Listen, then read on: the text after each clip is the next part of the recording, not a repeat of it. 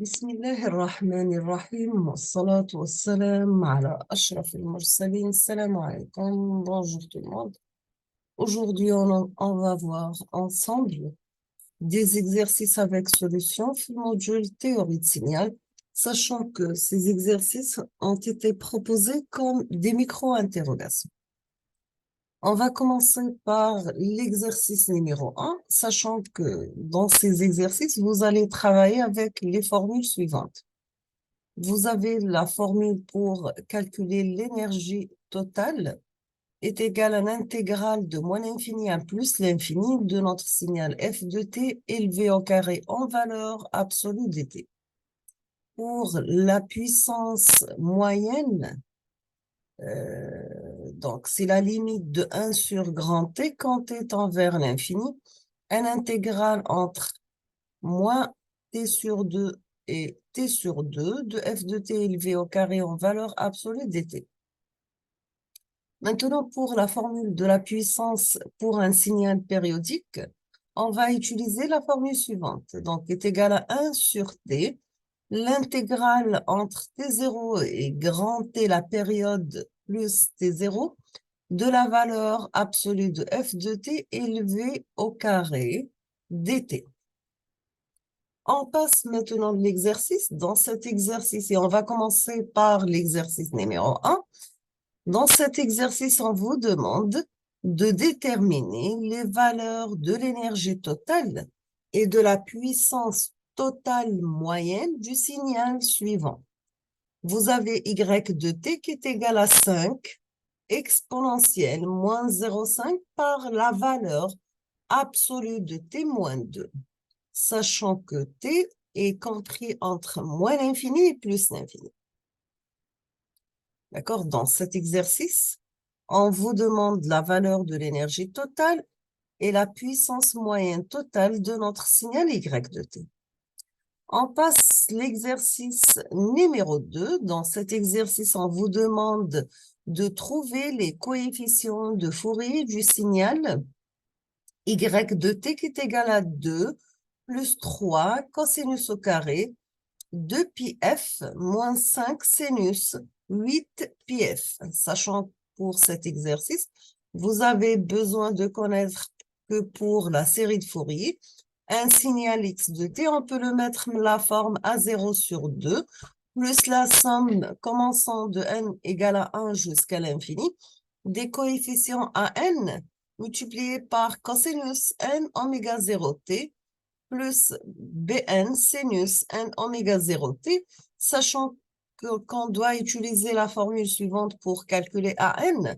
Donc, An égale à 1 sur T0, l'intégrale de 0 à T0 de x de t par cosinus n oméga 0 t dt. Si on va calculer A0, donc on va utiliser la formule qui dit A0 égale à 1 sur T0, l'intégrale de 0 à T0 de x de t dt. Maintenant, pour les coefficients Bm, donc on doit utiliser la formule suivante, est égal à 1 sur T0, l'intégrale de 0 à T0 de notre signal x de t multiplié par sinus n oméga 0 t dt. Et vous avez toujours T0 la période égale à 2 pi sur oméga 0. Donc, on vous demande de trouver les coefficients de Fourier de notre signal. On passe la correction et on va commencer par la formule, l'exercice numéro 1 pour le calcul de l'énergie totale.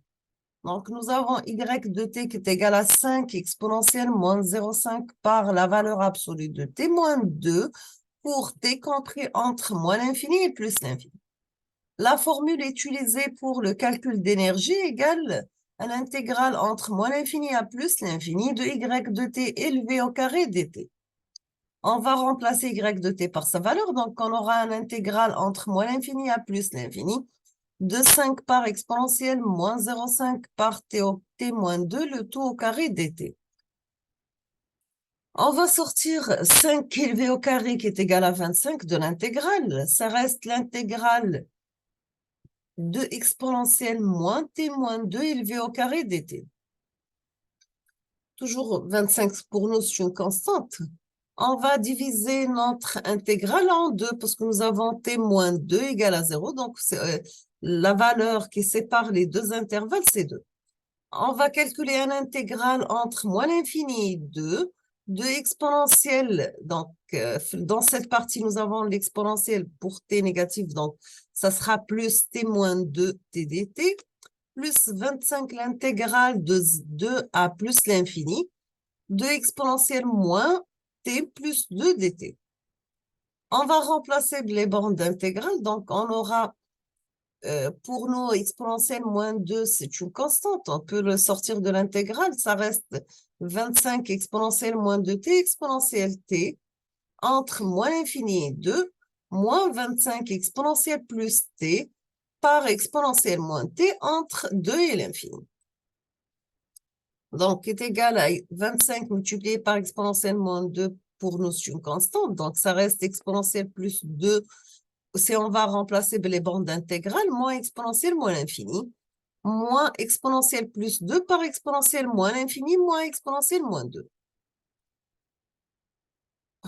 On aura ces 25 par exponentielle moins 2 multiplié par exponentielle plus 2 moins 0. Car exponentielle moins l'infini, c'est 0, d'accord? La même chose ici, donc moins exponentielle plus 2 par 0 moins exponentielle moins 2. On va sortir le 2, ça reste 25 multiplié par exponentielle moins 2 plus exponentielle plus 2 plus exponentielle plus 2 plus exponentielle moins 2. À la fin, on aura exponentielle moins 2 et exponentielle plus 2, c'est exponentielle 0 qui est égal à 1. Exponentielle plus 2 par exponentielle moins 2, c'est exponentielle 0 qui est égal à 1. Donc, 2 multiplié par 25, on aura 50 joules. On peut dire que notre signal x de t, c'est un signal à énergie finie. D'accord? On a terminé avec le calcul d'énergie. On passe maintenant au calcul de la puissance moyenne totale. Sachant que la formule utilisée pour le calcul de la puissance moyenne totale, nous avons P de l'infini égale la limite de 1 sur grand T quand T tend vers l'infini, un intégral entre moins T sur 2 et T sur 2 de Y de T élevé au carré dt. Donc, nous avons une puissance infinie, donc c'est la limite de 1 sur grand T quand T tend vers l'infini. Ici, nous avons la formule de la puissance totale. Donc, la valeur de la puissance totale égale à 50. 1 sur l'infini égale à 0. Le résultat final pour la valeur de la puissance moyenne totale égale à 0 watts. Nous sommes arrivés à la fin de cette vidéo. Je vous remercie infiniment pour votre attention. Je vais proposer la solution de l'exercice numéro 2 dans la prochaine vidéo, Inch'Allah. Donc, je vous remercie. Et je vous souhaite bon courage, bonne chance, beaucoup de succès et à la prochaine vidéo, Inch'Allah. Merci.